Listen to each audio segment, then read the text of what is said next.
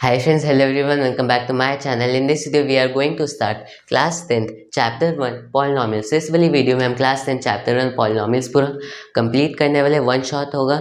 Start करते हैं.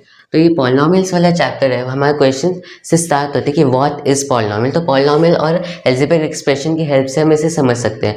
Polynomial और अलजेब्रिक एक्सप्रेशन दोनों सिमिलर है, लेकिन इसमें कुछ डिफरेंसेस है, वो देख लेते हैं. अलजेब्रिक एक्सप्रेशन जैसे कि आपने पढ़ा होगा क्लास 8 में कि हमारे पास कुछ वेरिएबल्स होते हैं, for example X Y Z और कुछ भी हो सकता है. उन सबका प्लस माइनस डिवाइड से एक साथ लाते हैं, इसे कहते हैं कि algebraic expression. For example x divide by y plus y divide by z, ये एक अलजेब्रिक एक्सप्रेशन है लेकिन पॉलिनोमियल नहीं है. ये मैं आपको बताऊंगा कि अलजेब्रिक एक्सप्रेशन और पॉलिनोमियल में क्या डिफरेंस होता है. पहले बात करते हैं, ये एक अलजेब्रिक एक्सप्रेशन है. This is algebraic expression. तो अब बात करते हैं पॉलिनोमियल और अलजेब्रिक एक्सप्रेशन में क्या डिफरेंसेस होते हैं. यहाँ पर लिखते हैं पॉलिनोमियल और अलजेब्रिक एक्सप्रेशंस. पॉलिनोमियल पहली बात करें तो पॉलिनोमियल सिर्फ वन वेरिएबल का होता है. यहाँ पर नंबर ऑफ वेरिएबल्स हो गए वन. और अलजेब्रिक एक्सप्रेशन है, जैसे आप देख सकते हैं इसमें नंबर ऑफ वेरिएबल्स 3 है, एक्स वाई जेड. तो यहाँ पर 1 भी हो सकता है, 0 भी हो सकता है, 2 भी हो सकता है, 3 भी हो सकता है, कुछ भी हो सकता है. तो ये होता है एक अलजेब्रिक एक्सप्रेशन और ये होता है एक पॉलिनोमियल. नेक्स्ट डिफरेंस देखते हैं. पॉलिनोमियल में जो हमारा वेरिएबल है, फॉर एग्जांपल एक केस लेते हैं, मेरे पास वेरिएबल है एक्स. तो एक्स की जो पावर होगी यहाँ पर 2 हो सकती है, 3 हो सकती है, 0 हो सकती है, 1 हो सकती है, कुछ भी हो सकती है. लेकिन शर्त यह है कि वेरिएबल की पावर जो है एक होल नंबर होनी चाहिए, तो वो एक पॉलिनोमियल में आएगा. मतलब कि वेरिएबल, ये मेरे पास वेरिएबल है, कुछ भी हो सकते हैं, एक्स वाई जेड, उसकी पावर जो है होल नंबर एक होनी चाहिए. तो ये होता है एक पॉलिनोमियल. नेक्स्ट देखते हैं अलजेब्रिक एक्सप्रेशन में क्या है. यहाँ पर जो है 1/x प्लस 1/x स्क्वायर, ये भी एक अलजेब्रिक एक्सप्रेशन है लेकिन पॉलिनोमियल नहीं है, क्योंकि अलजेब्रिक एक्सप्रेशन में हम नेगेटिव पावर्स को लेते हैं कि हाँ अगर नेगेटिव पावर्स है तब भी वो अलजेब्रिक एक्सप्रेशन है. लेकिन अगर इसमें नेगेटिव पावर्स है, जैसे कि हम देख सकते हैं this is X to the power -1, this is X to the power -2, तो फिर ये पॉलिनोमियल नहीं हो सकता, क्योंकि जो एक्स की जो मतलब कि जो हमारे वेरिएबल की पावर होनी चाहिए वो एक, लेकिन ये जो है एक पॉलिनोमियल नहीं हो सकता, क्योंकि वेरिएबल की पावर -1 -2 नहीं हो सकती, क्योंकि -1 और -2 होल नंबर्स नहीं है. तो ये था difference between algebraic expression and polynomial. Polynomial में वेरिएबल 1 होता है, अलजेब्रिक एक्सप्रेशन में 1 और कुछ भी हो सकते हैं, 1 2 3. पॉलिनोमियल में जो वेरिएबल की वैल्यू होती है वो होल नंबर होती है, और अलजेब्रिक एक्सप्रेशन में वेरिएबल की वैल्यू, वेरिएबल की पावर कुछ भी हो सकती है, -1 -2 कुछ भी हो सकती है, और फ्रैक्शनल पावर भी हो सकती है, जो पॉलिनोमियल्स में नहीं हो सकते. पॉलिनोमियल्स में सिर्फ और सिर्फ होल नंबर्स की पावर होनी चाहिए. तो ये था व्हाट इज पॉलिनोमियल और algebraic expression versus polynomial. Next बात करते हैं कि एक टर्म क्या होता है. टर्म, तो टर्म को समझने के लिए हम एक पॉलिनोमियल ले लेते हैं. फॉर एग्जांपल एक पॉलिनोमियल है p of x is equals to ax² plus bx plus c. तो ये पॉलिनोमियल है. इसमें समझते हैं कि टर्म क्या होता है. टर्म का मीनिंग होता है कि जैसे कि हमारे पास ये पॉलिनोमियल है, ये जो मेरे पास कुछ है, जैसे यहाँ पर ax², bx और c, तो ये टर्म्स हो गए. क्यों? क्योंकि इनके बीच में ये सारी टर्म्स सेपरेट हो रही है प्लस साइन से. यहाँ पर भी प्लस साइन है, और ये सारी टर्म्स अगर यहाँ पर माइनस साइन होगा तब भी टर्म्स होगी.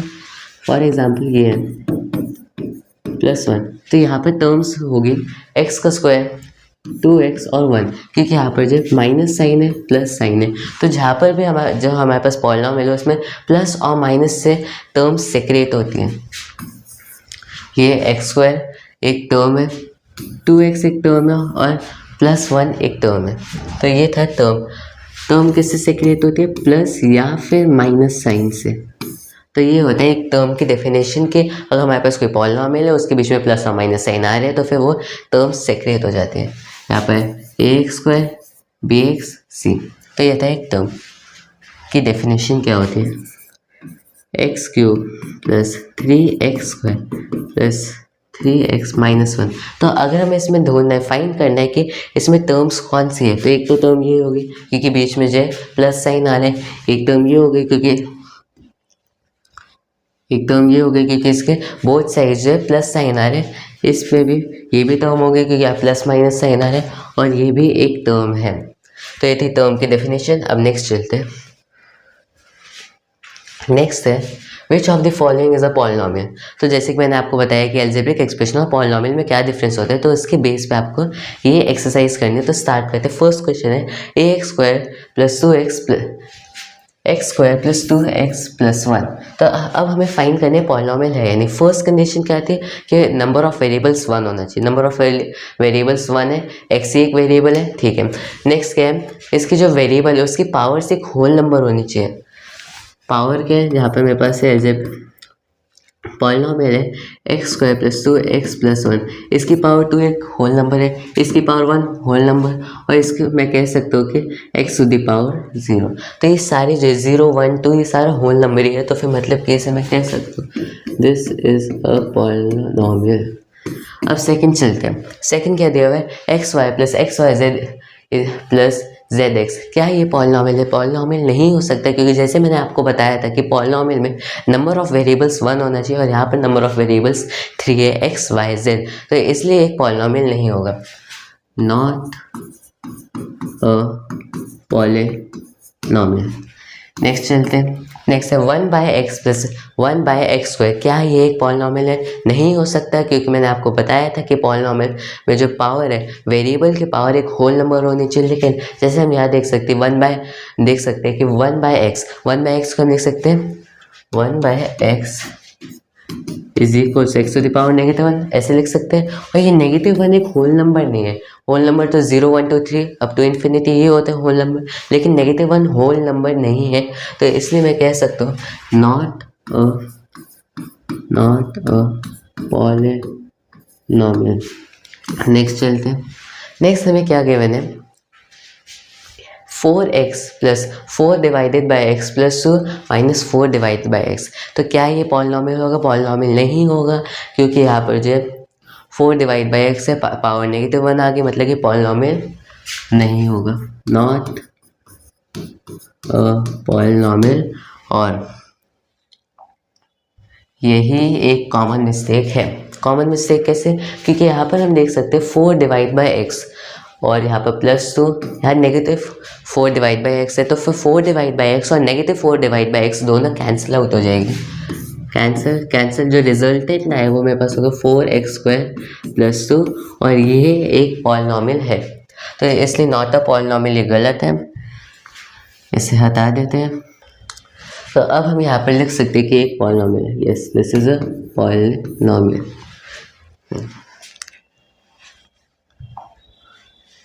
तो ये था कुछ questions. Which of the following is a type of polynomial. इसमें वही हमारा कॉन्सेप्ट लगेगा कि अलजेब्रिक एक्सप्रेशन वर्सेस पॉलिनोमियल क्या होते हैं। तो ये था ये वाला क्वेश्चन। अब नेक्स्ट चलते हैं। नेक्स्ट कॉन्सेप्ट है degree of a polynomial. Degree of a polynomial हम कैसे देखते हैं? जैसे कि मैंने आपको एक एग्जांपल लिया था कि p of x = ax² + bx + c। तो अब मैं इस पॉलिनोमियल की डिग्री फाइंड कैसे करूँ? तो डिग्री का मीनिंग यही होता है, जैसे कि आपने क्लास 8th में भी पढ़ा होगा कि xyz + x² y² z²। अगर मेरे पास ये एक अलजेब्रिक एक्सप्रेशन है तो इसकी डिग्री कैसे फाइंड आउट करें? तो सेम मेथड मैं अभी आपको यहाँ पर बताने वाला हूँ। एक ब्लैंक स्लाइड ले लेते हैं।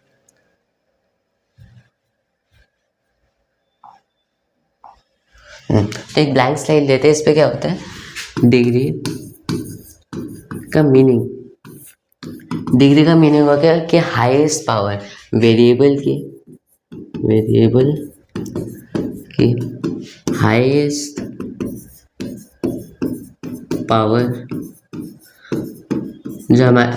जो हमारे पॉलिनोमियल में होगी वही उस पॉलिनोमियल की डिग्री की। फॉर एग्जांपल मैंने एक पॉलिनोमियल लिया x² + 2x + 1। तो इसकी डिग्री मैं कैसे फाइंड आउट करूँगा? वेरिएबल की हाईएस्ट पावर। यहाँ पर इस वाली टर्म को देखते हो तो फिर वेरिएबल की पावर है 2।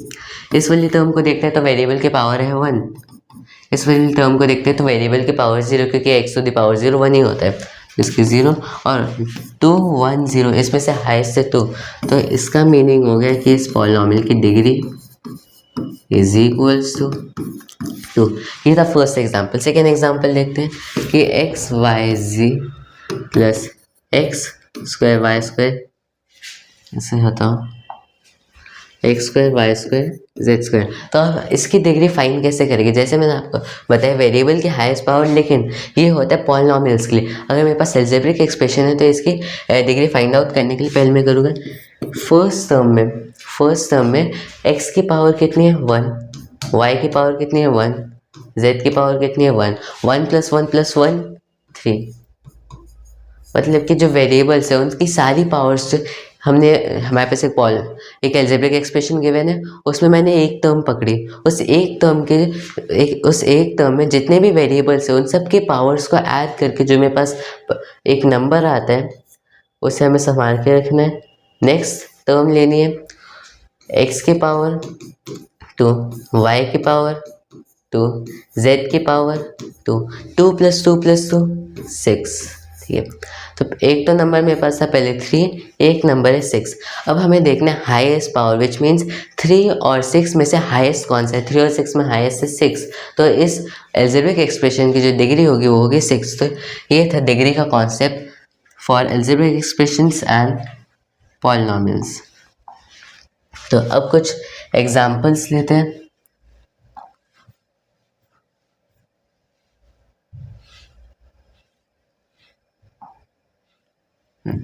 तो ये मैंने आपको बताना था कि डिग्री जो है दो टाइप से, कि एक पॉलिनॉमियल की डिग्री कैसे फाइंड आउट करें, एक अलजेब्रिक एक्सप्रेशन की डिग्री कैसे फाइंड आउट करें। Algebraic expression for example this, तो अब इसकी डिग्री फाइंड करते हैं x² + xy + y²। तो इसकी डिग्री फाइंड करने के लिए हमें क्या करना होगा, same method x² + xy + y²। अब x² में क्या है, वेरिएबल की डिग्री 2 है, वेरिएबल की पावर 2 है, तो यहाँ पे मैं 2 लिख लिया, यहाँ पे मैंने 2 लिख लिया। नेक्स्ट टर्म देखते हैं एक्स वाई, तो x की पावर जो 1 है और y की पावर 1 है, x की पावर 1, y की पावर 1, 1 + 1 2 हो जाएगा, तो इस टर्म के लिए मैंने लिख लिया 2। नेक्स्ट टर्म ले लेते हैं y², तो y² क्या है, यहाँ पर वेरिएबल की पावर 2 है, तो इसकी भी वेरिएबल की पावर 2, इसकी भी वेरिएबल की पावर 2 और इसकी भी वेरिएबल की पावर 2। तो फिर इन तीनों में से हाईएस्ट 2 ही होगा क्योंकि सारी इक्वल है। तो इस अलजेब्रिक एक्सप्रेशन की जो डिग्री होगी, डिग्री इज इक्वल्स टू 2। अब नेक्स्ट एग्जांपल लिखते हैं। नेक्स्ट एग्जांपल है मेरे पास x y² z² + x² y² z²। तो इसकी अगर हमें डिग्री फाइंड आउट करनी है तो कैसे करेंगे देखते हैं। तो हमने क्या किया, फर्स्ट टर्म पकड़ी, तो फर्स्ट टर्म में x की पावर है, फर्स्ट टर्म x की पावर 1 और फर्स्ट टर्म में y की पावर है 2 और इसी टर्म में z की पावर 2, तो 1 + 2 + 2 5 हो गया।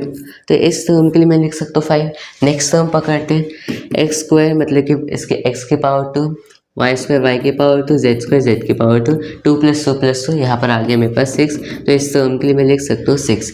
अब 5 और 6 में से हाईएस्ट है 6, तो फिर इसलिए इस अलजेब्रिक एक्सप्रेशन की जो डिग्री होगी वो होगी 6। तो ये था कि मेथड हम कैसे फाइंड करें डिग्री ऑफ अलजेब्रिक एक्सप्रेशन। लेकिन यहाँ पर हमें क्या करना होता है कि सारे वेरिएबल्स की पावर को ऐड करके फिर एक टर्म के लिए नंबर लिखना होता है। लेकिन ये सेम चीज़ पॉलिनॉमियल्स में नहीं होगी क्योंकि पॉलिनॉमियल्स में सिर्फ एक वेरिएबल होता है। तो फॉर एग्जांपल ले लेते हैं x² + 2x - 1, तो यहाँ पर एक ही वेरिएबल है, तो हमें बस x की हाईएस्ट पावर देखनी है। x की हाईएस्ट पावर यहाँ पर है 2, तो फिर इस पॉलिनॉमियल की डिग्री हो जाएगी 2। नेक्स्ट एग्जांपल देखते हैं। नेक्स्ट एग्जांपल में मेरे पास हाईएस्ट पावर है 2, तो इसकी डिग्री हो जाएगी 2 और ये वापस से एक कॉमन मिस्टेक है।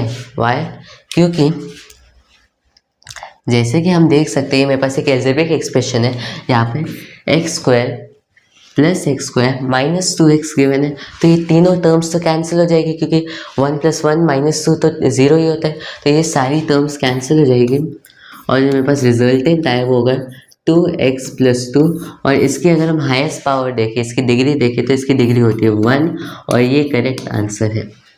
मतलब कि जो भी हमारे पास एक पॉलिनॉमियल आएगा उससे पहले हमें रिजॉल्व करना है, सिंपलेस्ट फॉर्म में लाना है, उसके बाद डिग्री देखनी है। तो ये था डिग्री का concept for algebraic expression and polynomial. Next चलते हैं। तो अब एक क्वेश्चन देखते हैं, find the degree of the following. तो फर्स्ट पार्ट है हमारे क्वेश्चन का 5x⁻7 + 7x⁵। तो अब हमें इसकी डिग्री फाइंड आउट करनी है। कैसे करेंगे? मैंने आपको बताया था कि highest power of the variable. तो मैं यहाँ पर इस वाले पॉलिनॉमियल में highest power of the variable 7 है, क्योंकि 7 इज ग्रेटर देन 5। तो इस वाले पॉलिनॉमियल की डिग्री हो जाएगी 7। नेक्स्ट देखते हैं, नेक्स्ट एक अलजेब्रिक एक्सप्रेशन है, तो इसकी डिग्री फाइंड आउट करते हैं। xy z plus x² plus y² z plus z² x। अब इसमें क्या करना होगा, जैसे मैंने आपको बताया था कि सारे वेरिएबल्स की पावर को ऐड करके फिर हमें एक टर्म के लिए एक सिंगल नंबर लिखना होगा।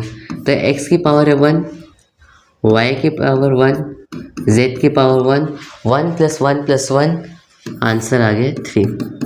तो इस टर्म के लिए मैंने नंबर लिख लिया 3। नेक्स्ट टर्म पकड़ते हैं, x² y है, तो x² मतलब कि x की पावर है 2, y की पावर 1, 2 + 1 3। तो इस टर्म के लिए मैंने नंबर लिख लिया 3।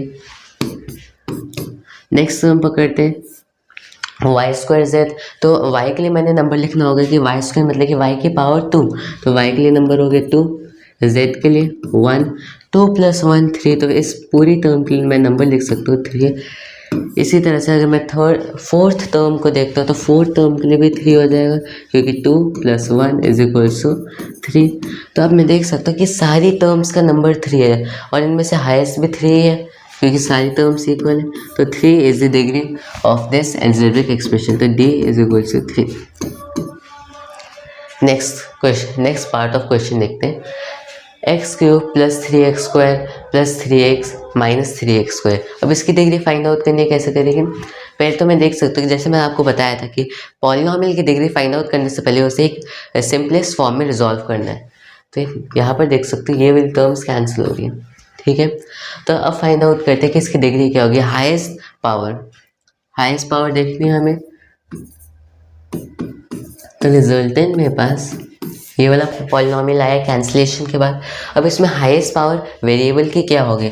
यहाँ पर मेरे पास वेरिएबल की पावर x है, यहाँ पर मेरे पास वेरिएबल की पावर 1, वेरिएबल की पावर 3 है, यहाँ पर मेरे पास वेरिएबल की पावर 1 है। तो 3 और 1 में हाईएस्ट है 3, तो फिर इसलिए मेरे पास इस वाले पॉलिनॉमियल की डिग्री हो जाएगी 3। तो ये था मेरे पास एक क्वेश्चन डिग्री पर। अब नेक्स्ट टॉपिक पे मूव करते हैं। नेक्स्ट टॉपिक है types of polynomial. Types of polynomial दो ही बेसिस पर है। Types of polynomial on the basis of number of terms and types of polynomial on the basis of degree. तो start करते हैं। तो पहले करते हैं types of polynomial on the basis of degree. तो types of polynomial on the basis of degree कुछ ही होते हैं, constant polynomial, linear polynomial, quadratic polynomial, by quadratic polynomial और क्विंटिक पॉलिनॉमियल। इसमें से constant polynomial, linear polynomial, quadratic polynomial और cubic polynomial ही आपको पढ़ना है। बाई क्वाड्रेटिक और क्विंटिक पॉलिनॉमियल आपके सिलेबस में नहीं है। तो स्टार्ट करते हैं। कांस्टेंट पॉलिनॉमियल क्या होता है? जिस पॉलिनॉमियल की जनरल टर्म px = c एक कांस्टेंट है, ऐसी आ जाती है तो वो एक कांस्टेंट पॉलिनॉमियल हो गया। फॉर एग्जांपल मैंने लिया है कि p(x) = 4, तो p(x) = 4 एक कांस्टेंट पॉलिनॉमियल है, क्योंकि यहाँ पर इसकी डिग्री जो है 0 है। कांस्टेंट पॉलिनॉमियल की डिग्री 0। तो ये था कांस्टेंट पॉलिनॉमियल जिस पॉलिनॉमियल की डिग्री 0 है, px = c, मतलब ये कांस्टेंट की फॉर्म में आ रहा है, उसका मतलब जनरल फॉर्म है। तो ये होता है कांस्टेंट पॉलिनॉमियल। नेक्स्ट देखते हैं लीनियर पॉलिनॉमियल। लीनियर पॉलिनॉमियल में क्या होता है कि इसकी जनरल टर्म होती है p(x) = ax + b, ax + b where a is not equal to 0।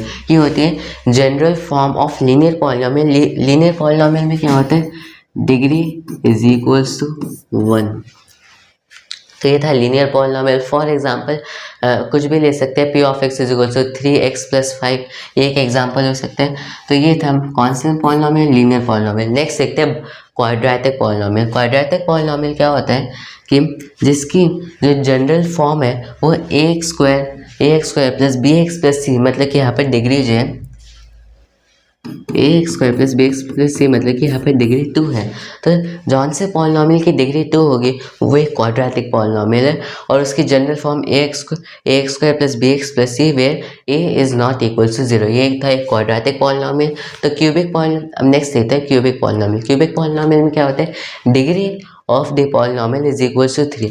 यहाँ पर डिग्री जो पॉलिनॉमियल की 3 हो जाती है और इसकी जनरल फॉर्म हम खुद से बना सकते हैं। P of X is equal to ax³ plus bx² plus cx plus d where a is not equal to 0। तो ये होता है पॉलिनॉमियल के types on the basis of degree.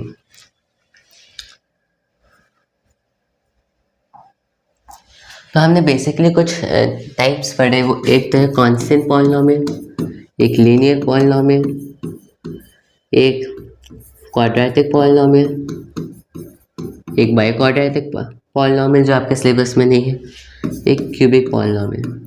तो अभी इनकी बात करते हैं। तो कांस्टेंट पॉलिनॉमियल जैसे मैंने आपको बताया कि general form P X is equal to C, for example P X is equal to 4 और इसकी डिग्री होती है डिग्री इज इक्वल टू 0, मतलब जिस पॉलिनॉमियल की डिग्री 0 हो जाती है वो एक कांस्टेंट पॉलिनॉमियल है। Next linear polynomial. Linear polynomial की जनरल फॉर्म होती है P X is equal to ax plus B where a is not equal to 0, यहाँ पर डिग्री 1 होती है। नेक्स्ट लेते हैं क्वाड्रेटिक पॉलिनॉमियल। क्वाड्रेटिक पॉलिनॉमियल की जो जनरल फॉर्म होती है वो होती है ax² plus bx plus c where a is not equal to 0।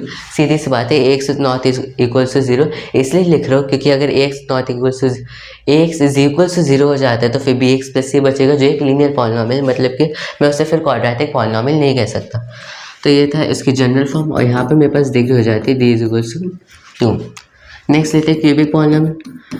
इसकी जनरल फॉर्म होती है ax³ plus bx² plus cx plus d where a is not equal to 0। यहाँ पर मेरे पास डिग्री ऑफ द पॉलिनॉमियल होता है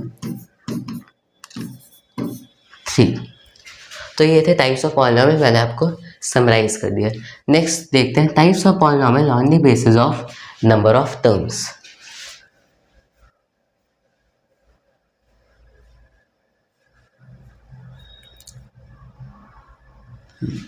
तो अब देखते हैं types of polynomial on the basis of number of terms. तो types of polynomial on the basis of number of terms हमारे पास 4 कैटेगरीज है। तो स्टार्ट करते हैं मोनोमियल से।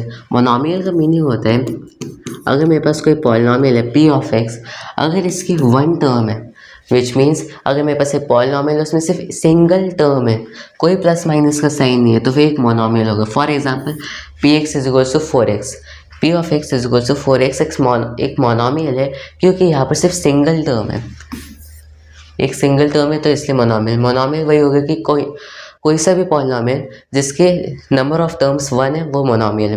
नेक्स्ट देखते हैं binomial. Number of terms 2। For example p of x is equal to x² plus 2x। ये एक मोनोमियल एक बाइनॉमियल है क्योंकि यहाँ पर नंबर ऑफ टर्म्स 2 है, बीच में एक प्लस का साइन आ गया, तो ये एक बाइनॉमियल। नेक्स्ट देखते हैं ट्राइनॉमियल क्या होता है। ट्राइनॉमियल इसमें क्या होता है कि नंबर ऑफ टर्म्स 3 हो जाती है, number of terms is equal to 3।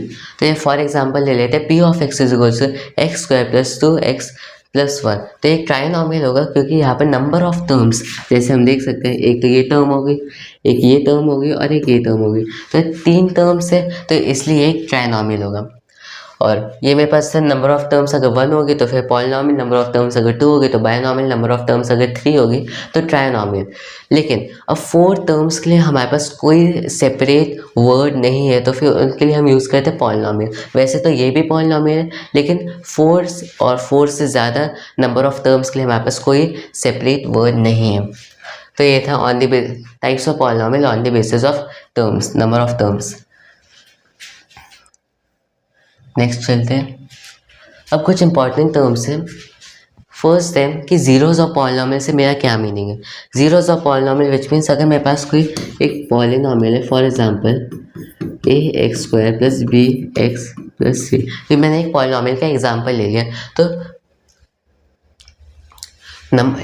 Zeros of polynomial यही होता है कि कोई x की एक ऐसी वैल्यू, x की एक ऐसी वैल्यू मैं मान लेता हूँ x0 एक्स की एक ऐसी वैल्यू जिस पे पी ऑफ एक्स ज़ीरो हो जाए, एक्स की एक ऐसी वैल्यू जिस पे पी ऑफ एक्स ज़ीरो हो जाए, वो होता है ज़ीरोज़ ऑफ दिस पॉलिनॉमियल।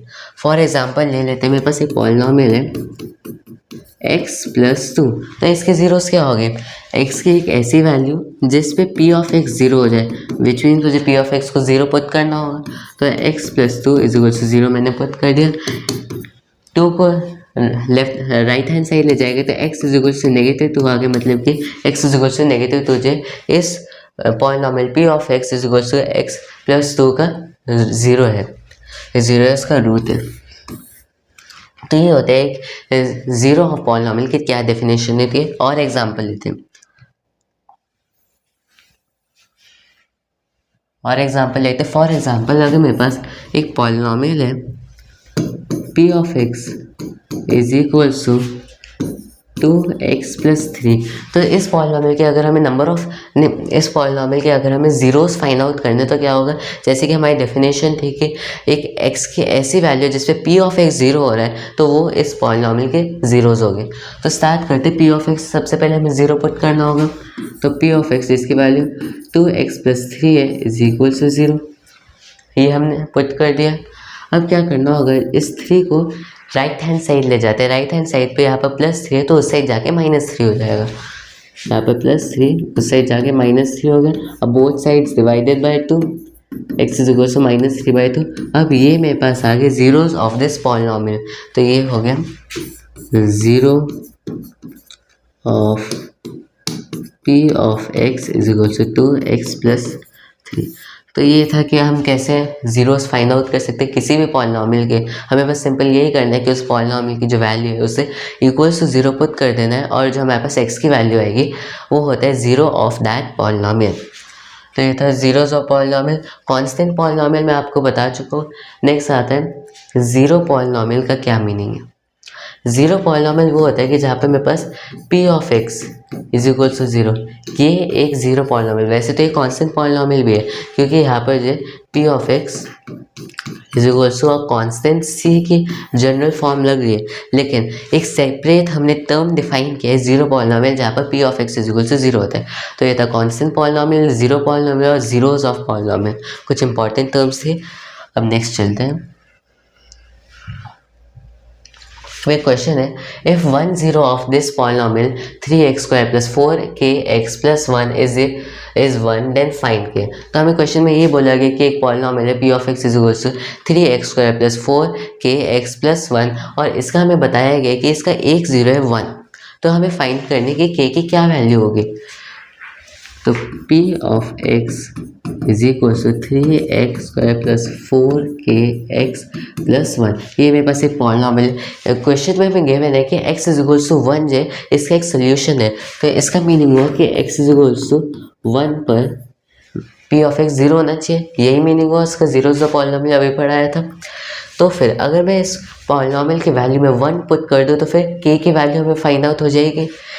इस पॉलिनॉमियल में मैं x is equal to 1 put कर देता हूँ, तो फिर 3 1² + 4k 1 + 1 जो मेरे पास आया 3 + 4k + 1 is equal to 0 put करना होगा क्योंकि p ऑफ x की वैल्यू 1 पर 0 होती है। ठीक है, आगे मेरे पास 4k + 4 is equal to 0, solve करेंगे तो k इज इक्वल टू -1, ये मेरे पास इसका आ गया आंसर। ये था मेरे पास एक क्वेश्चन। नेक्स्ट क्वेश्चन देखते हैं। नेक्स्ट हमारे पास एक कॉन्सेप्ट है ज़ीरोस ऑफ पॉलिनॉमियल हम कैसे फाइंड करें with the help of graphs. तो यहाँ पर कुछ क्वेश्चंस होते हैं कि जैसे कि हमारे पास क्वेश्चन में गिवन हो गया एक ग्राफ और हमें फाइंड करना है number of zeros of that polynomial. तो ऐसे कुछ टाइप के क्वेश्चंस होते हैं। फॉर एग्जांपल मेरे पास एक क्वेश्चन आ गया कि मेरे पास एक ग्राफ गिवन है और हमें फाइंड करना नंबर ऑफ ज़ीरोज़, हम कैसे फाइंड करेंगे देखते हैं। तो मैंने देखा कि p of x y is equal to p of x, उसका ग्राफ है ये। ठीक है, हमें फाइंड करना number of zeros. Number of zero हम ऐसे फाइंड कर सकते हैं कि जितनी बार ये ग्राफ एक्स एक्सिस को कट करेगा उतने नंबर ऑफ ज़ीरोज़ इसके हो गए। एक तो इस पॉइंट पे कट कर रहा है, एक इस पॉइंट पे कट करो और एक इस पॉइंट पे कट करे, तो मतलब कि 3 टाइम्स ये वाला ग्राफ जो है एक्स एक्सिस को कट करे, तो it means it has 3 zeros। तो यही कंसेप्ट था कि जितनी बार ग्राफ जो है एक्स एक्सिस को कट करेगा उतने जीरोज इसके होंगे। सिंपल सा कंसेप्ट है। लॉजिक इसके पीछे यही है कि हमारी डेफिनेशन क्या होती है जीरोज़ की, डेफिनेशन होती है जीरोज़ की एक्स की एक ऐसी वैल्यू जहाँ पर पी ऑफ एक्स जीरो हो जाए, मतलब कि पी ऑफ एक्स जीरो कहाँ पर होता है, एक्स एक्सिस पे। पी ऑफ एक्स क्या है, वाई, तो वाई जीरो एक्स एक्सिस पे ही होता है। तो इसलिए जितने नंबर ऑफ टाइम्स ये ग्राफ जो है एक्स एक्सिस को कट करेगा उतने ही इसके जीरोज़ हो गए।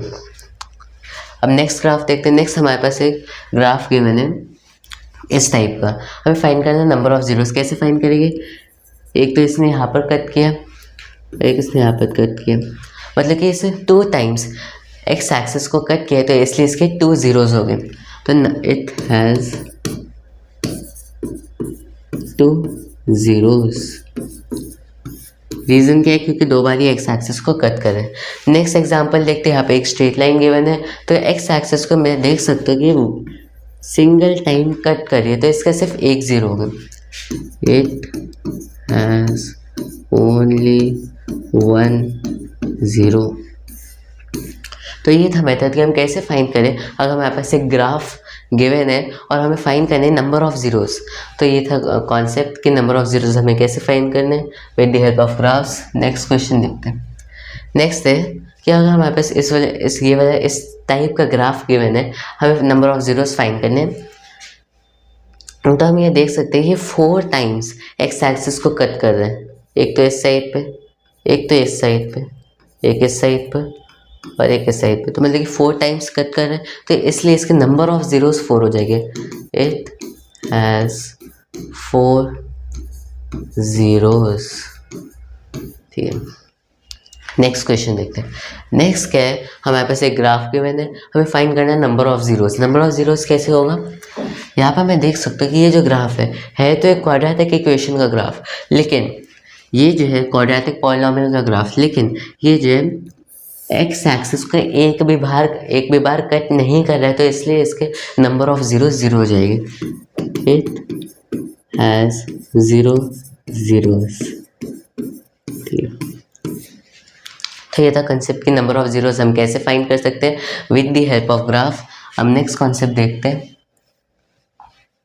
नेक्स्ट है कि अगर हमारे पास एक पॉलिनॉमियल गिवन है, फॉर एग्जांपल एक क्वाड्रेटिक पॉलिनॉमियल गिवन है, तो हम फैक्टराइजेशन के हेल्प से उसके नंबर ऑफ जीरोस कैसे निकाल सकते हैं। अभी तो मैंने आपको एक लीनियर पॉलिनॉमियल के नंबर ऑफ जीरोस निकालना सिखाया था। फॉर एग्जांपल अभी मैंने एग्जांपल लिया था कि 2x + 3, इसके नंबर ऑफ जीरोस इसके जीरोस हम कैसे फाइंड करेंगे। मैंने आपको बताया था कि इक्वल से 0 कर दो और फिर अपना वही लीनियर इक्वेशन वाला कॉन्सेप्ट लगा दो, इसकी वैल्यू आ जाएगी x -3/2।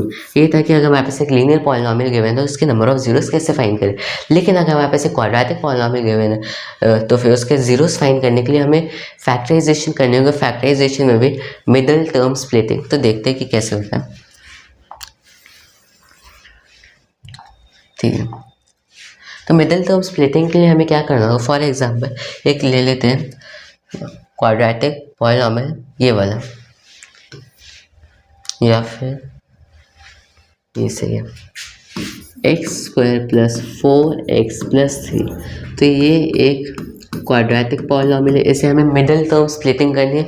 तो कैसे करेंगे, मिडल टर्म स्प्लिटिंग में हमारा मेथड यही होता है कि पहले तो फर्स्ट टर्म को पकड़ना है और लास्ट टर्म को पकड़ना है। लास्ट टर्म हमारे पास 3 है, 3 और फर्स्ट टर्म है x² और फर्स्ट टर्म का कोएफिशिएंट x² का कोएफिशिएंट है 1। तो 1 और 3 दोनों को मल्टीप्लाई कर देंगे। दोनों को अगर मैं मल्टीप्लाई कर देता हूँ तो मेरे पास जो आंसर आएगा वो होगा 3। अब हमें क्या करना है, 3 के फैक्टराइजेशन करनी है। 3 के अगर मैं फैक्टर्स बनाऊँ तो फिर एक ऐसे बन सकता है 1 और 3, और किसी तरीके से नहीं बन सकता। और 1 और 3 को ऐड करने पे 4 आ जाता है, तो यहाँ पर मैं 4 देख सकता हूँ। तो it means x² + x + 3x + 3। इसे मैंने इस टाइप से तोड़ दिया, मिडिल टर्म को स्प्लिट कर दिया और यहाँ पर मैं x को कॉमन ले सकता हूँ और यहाँ पर 3 को। x+1 यहाँ से कॉमन ले लेंगे तो मेरे पास जो रिजल्टेंट आया वो होगा 4x+3 और इंटू x+1। ये हो गई इस क्वाड्रेटिक पॉलिनॉमियल की फैक्टराइजेशन। अब नेक्स्ट क्वेश्चन देखते हैं।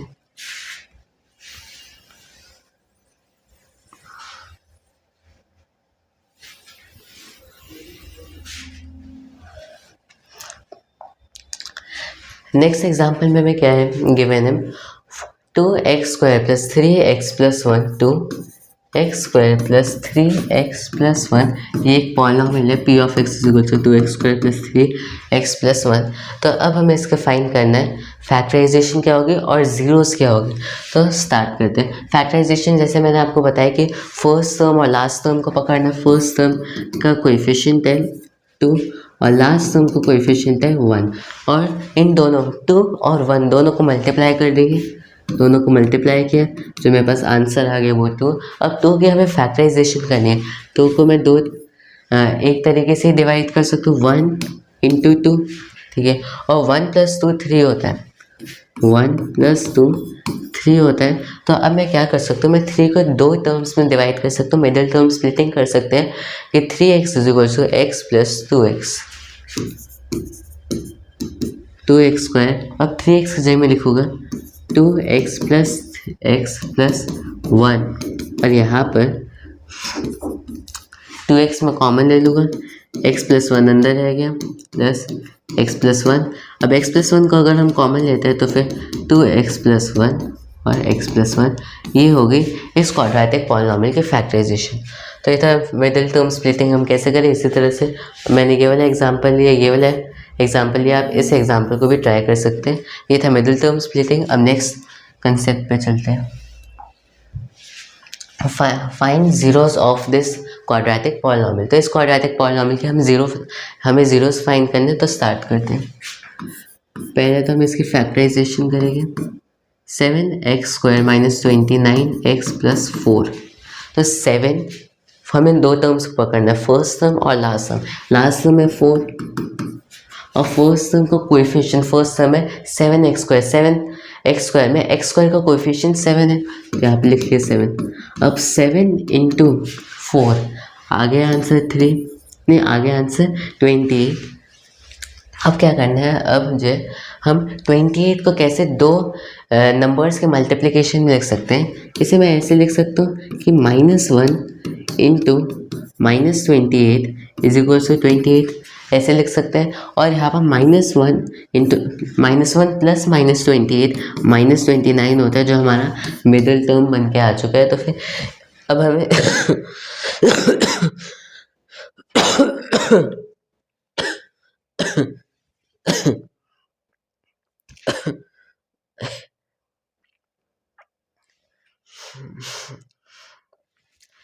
तो अब हम यहाँ पर देख सकते हैं कि 28 को मैं इस टाइप से लिख सकता हूँ कि -1 × -28 और -1 + -28 होता है -29 और जो हमारा मिडिल टर्म है।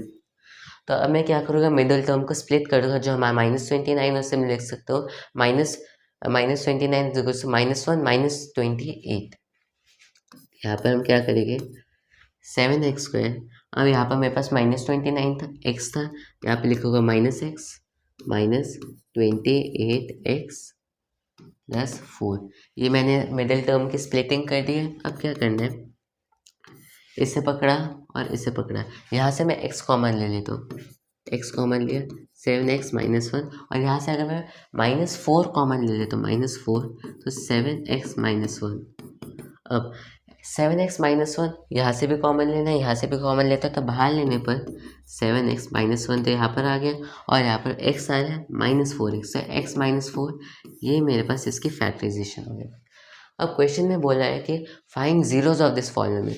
तो अब मेरे पास आ चुका है इसकी फैक्टराइजेशन। अब ज़ीरोस कैसे फाइंड करते हैं देखते हैं। तो हमने फाइंड किया कि 7x² - 29x + 4 = 7x - 1 × x - 4। अब हमें इसके ज़ीरोस फाइंड करने हैं। क्या करना है कि मैंने इस पॉलिनॉमियल को 2 लीनियर पॉलिनॉमियल्स के मल्टीप्लिकेशन में लिखा है। अब दोनों लीनियर पॉलिनॉमियल्स को अगर मैं =0 पुट कर देता तो फिर मेरे पास इसके ज़ीरोस आ जाएगी। फर्स्ट लीनियर पॉलिनॉमियल है 7x-1, सेकेंड लीनियर पॉलिनॉमियल है 7x-4। अगर मैं दोनों को इक्वल टू 0 कर देता हूँ तो x की वैल्यू यहाँ से आ गई x=4, x की वैल्यू यहाँ से आ गई x=1/7। तो ये था कि हमें कोई हमारे पास क्वाड्रेटिक पॉलिनॉमियल गिवन हो तो उसके नंबर ऑफ ज़ीरोस कैसे फाइंड करें। तब नेक्स्ट कॉन्सेप्ट पे चलते हैं। नेक्स्ट है कि कभी कभार हमें एक क्यूबिक पॉलिनॉमियल भी दिया होता है और उसकी हम फैक्टराइजेशन नहीं कर सकते, उसके लिए हम मेथड यूज़ करते हैं, हिट एंड ट्रायल मेथड। कैसे करेंगे देखते हैं। मैं एक एग्जांपल ले लेता हूँ। p of x is equal to 3 नहीं x⁻³ plus 3x² plus 3x plus 1। हमें एक तो इसका हिट एंड ट्रायल मेथड से सॉल्यूशन निकालना है और पहले इसे ही कर लेते हैं। अब देखते हैं कि हिट एंड ट्रायल मेथड में क्या करना होता है। हिट एंड ट्रायल मेथड में कुछ नहीं करना होता, हमें इस x के जो हमारे पास एक पॉलिनॉमियल गिवन है, x की जगह पे हम कुछ रैंडम वैल्यूज पुट करेंगे। For example x=0, x=1, x=2, x=-1, x=-2, ऐसे कुछ रैंडम वैल्यूज पुट करेंगे और चेक करेंगे कि किस वैल्यू पर हमारे p ऑफ x की वैल्यू 0 हो जाती है। तो ये था hit and trial method. Start करते हैं। पहले तो x=0 से स्टार्ट करते हैं। अगर मैं इसमें x=0 पुट करता हूँ तो ये टर्म 0 हो गई, क्योंकि x⁻³ है तो ये 0 हो गया। ये वाली टर्म भी 0 हो गई x⁻² होने की वजह से। x⁻³ होने की वजह से ये वाली टर्म 0 हो गई। लास्ट में बचा 1। तो फिर p of 0 is equal to 1, जो नॉन ज़ीरो है, तो इसलिए x=0 मेरा कोई सोल्यूशन नहीं है। नेक्स्ट देखते हैं x=1। x=1 अगर मैं पुट करता हूँ तो 1 टू द पावर 3 हो जाएगा 1 प्लस 3 इंटू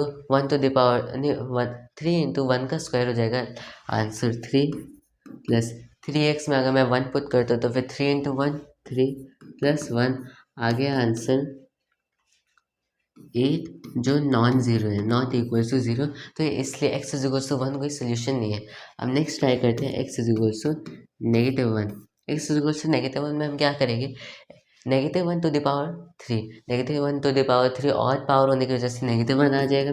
अब -1 अगर मैं इसमें सब्स्टिट्यूट करता हूँ तो फिर 3 इंटू -1 का स्क्वायर प्लस 3 और -1 अगर मैं इस वाली टर्म में पुट करता हूँ तो फिर 3 इंटू -1, यहाँ पर -3 आ गया और +1 तो वहाँ पर है। तो फिर यहाँ पर 3 -3 1 -1 कैंसिल हो जाएगा और p ऑफ x की वैल्यू 0 आ गई, विच मीन्स x=-1 मेरा एक सोल्यूशन है। तो ये तो मैंने सॉल्व किया है इसे हिट एंड ट्रायल मेथड की हेल्प से। जो आपकी बुक में मेथड गिवन है सिंपल सा, उसकी मेथड से मेरे पास आंसर आया है x=-1। लेकिन यहाँ पर हिट एंड ट्रायल मेथड में एक प्रॉब्लम है। हिट एंड ट्रायल मेथड में यही प्रॉब्लम है कि इस मेथड में वैसे तो हमें रैंडम वैल्यूज़ पुट करनी होती है, लेकिन प्रॉब्लम ये है कि रैंडम वैल्यूज़ इनफाइनाइट है। x=1 पुट करो, x=2 पुट करो तो x=1000 भी पुट करना पड़ सकता है। तो फिर ये है हिट एंड ट्रायल मेथड। लेकिन इसमें जो प्रॉब्लम है उसे सॉल्व करने के लिए एक हमारे पास थ्योरम है, रैशनल रूट थ्योरम, जो आपके सिलेबस में नहीं है लेकिन मैं अभी आपको पढ़ाऊँगा क्योंकि इस हिट एंड ट्रायल मेथड के लिए ये एसेंशियल है। तो स्टार्ट करते हैं। रैशनल रूट थ्योरम कहते हैं कि अगर आपके पास कोई सा भी पॉलिनॉमियल है, फॉर एग्जांपल मैंने पॉलिनॉमियल आपको कह दिया कि an x⁻n plus an-1 x⁻n-1 plus यहाँ पर आते आते a1 x⁻1 प्लस a0। अगर मेरे पास ये एक पॉलिनॉमियल है तो अब इस पॉलिनॉमियल के अगर हमें ज़ीरोस फाइंड करने हैं तो फिर with the help of hit and trial method, तो फिर जितने भी रैशनल रूट्स हो गए इस वाले पॉलिनॉमियल के, वो इस फॉर्म में हो गए a0 divided by an plus minus. तो अगर इस पॉलिनॉमियल का p of x is equals to an x⁻n plus an-1 x⁻n-1 up to a1 x⁻1 plus a0। अगर मेरे पास एक पॉलिनॉमियल है, इसके हमें ज़ीरोस फाइंड करने हैं with the help of hit and trial method, तो फिर अगर इस पॉलिनॉमियल के रैशनल रूट्स एग्जिस्ट करते हैं तो वो इस वाली फॉर्म के हो गए। तो ये मेरे पास ये रैशनल ट्रूथ थ्योरम। अब इस रैशनल ट्रूथ थ्योरम को हम इस वाले क्वेश्चन पे अप्लाई करते हैं।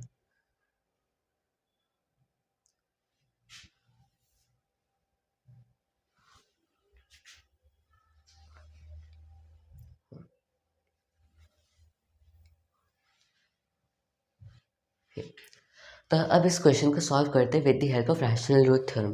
तो रैशनल रूट थ्योरम कहते हैं कि अगर इस पॉलिनॉमियल का कोई रैशनल रूट एग्जिस्ट करता है तो फिर उसकी फॉर्म होगी, पहले तो ये वाला जो लास्ट वाला टर्म है, लास्ट वाली टर्म, उसका कोएफिशिएंट लिख दिया 1 डिवाइडेड बाय जो फर्स्ट टर्म है उसका कोएफिशिएंट लिखना है 1 और सामने लगा दो प्लस माइनस। तो अब जो अगर इसका कोई रैशनल रूट एग्जिस्ट करता है तो फिर इस वाली फॉर्म का होगा, मतलब कि या तो वो होगा +1 या तो होगा -1। अब हमारे पास इतने सारे नंबर्स की जगह सिर्फ 2 नंबर्स है, 2 नंबर्स पुट करके हम हिट एंड ट्रायल मेथड के हेल्प से देख सकते हैं कि इसका सोल्यूशन कौन सा है। और जब हमने सॉल्व किया था उससे हमारे पास इसका सोल्यूशन आया था P ऑफ x इक्वल्स तो 0x इक्वल्स टू -1 पे। तो ये था हिट एंड ट्रायल मेथड और उसमें हम रैशनल रूट थ्योरम कैसे अप्लाई कर सकते हैं। अब नेक्स्ट क्वेश्चन देखते हैं। तो अब नेक्स्ट कॉन्सेप्ट स्टार्ट करते हैं। नेक्स्ट कॉन्सेप्ट है वीटाज रिलेशन। तो वीटाज रिलेशन सिंपल सा यही होता है कि अगर हमारे पास एक पॉलिनॉमियल है, फॉर एग्जांपल मैं एक क्वाड्रेटिक पॉलिनॉमियल ले लेता हूँ ax² + bx + c, तो फिर इसके जो कोएफिशिएंट्स कौन से a b c और जो इसके रूट्स हो गए let them be alpha beta. तो मैंने लेट कर लिया कि इस क्वाड्रेटिक जो पॉलिनॉमियल है उसके रूट्स है अल्फा एंड बीटा, और जो मेरे पास इस ये क्वाड्रेटिक पॉलिनॉमियल गिवन है उसके जो कोएफिशिएंट्स हैं ax² + bx + c, इनके बीच में क्या रिलेशन है ये डिफाइन होता है वीटाज रिलेशन से। तो स्टार्ट करते हैं। फॉर एग्जांपल मैं एक क्वाड्रेटिक पॉलिनॉमियल ले लेता हूँ ax² + bx + c। तो यहाँ पर मैं देख सकता हूँ कि जो x के पावर्स हैं उनके कोएफिशिएंट्स एक तो a है, एक तो b है, एक तो c है। तो कोएफिशिएंट्स हो गए मेरे पास a b c। अब मैंने क्या किया, लेट कर लेते कि इनके रूट्स है, लेट देयर इट्स रूट्स भी अल्फा बीटा। तो इसके रूट्स मैंने मान लिया कि इसके रूट्स है अल्फा एंड बीटा। तो अब जब देख लेते कि इसके जो रूट्स है और इसके जो कोएफिशिएंट्स है इनके बीच में बीटाज रिलेशन, मतलब कि इनके बीच में क्या रिलेशनशिप है, स्टार्ट करते हैं। तो फिर बीटाज रिलेशन दो चीज़ें बताते हैं कि alpha + beta equals to -b/a, और सेकेंड चीज़ बताते हैं कि alpha into beta equals to c/a। ये है Vieta's relation for quadratic polynomial, for quadratic polynomial.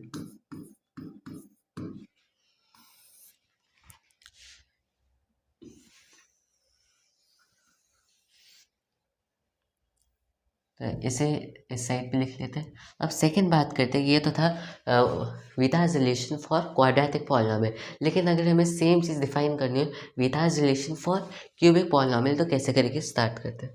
वीटाज relation for cubic polynomial. अब मैंने आपको बताया था कि क्यूबिक पॉलिनॉमियल की जनरल फॉर्म होती है P of x equals to ax³ + bx² + cx + d। अब यहाँ पर मैं देख सकता हूँ कि पॉलिनॉमियल में जो x की पावर्स हैं उनके कोएफिशिएंट्स हैं a b c and d, और मैं लेट कर लेता हूँ कि इसके roots of P of x भी अल्फा बीटा गामा। तो अब इन अल्फा बीटा गामा जो इसके रूट्स है, मतलब जो इसके जीरोस है और इसके जो कोएफिशिएंट्स है ए बी सी डी, इनके बीच में क्या रिलेशन है, बाय बीटाज रिलेशन स्टार्ट करते हैं। तो पहले तो ये कहते हैं alpha + beta + gamma equals to -b/a। Second चीज़ alpha beta + beta gamma + gamma alpha equals to c/a। और जो थर्ड रिलेशन है अल्फा बीटा गामा इक्वल से -d/a। तो ये थे 3 रिलेशंस जो होते हैं Vieta's relation for in cubic polynomial में, और ये थे Vieta's relation for quadratic polynomial. तो वीटाज रिलेशन की हमने बात कर ली। अब नेक्स्ट कॉन्सेप्ट पे चलते हैं।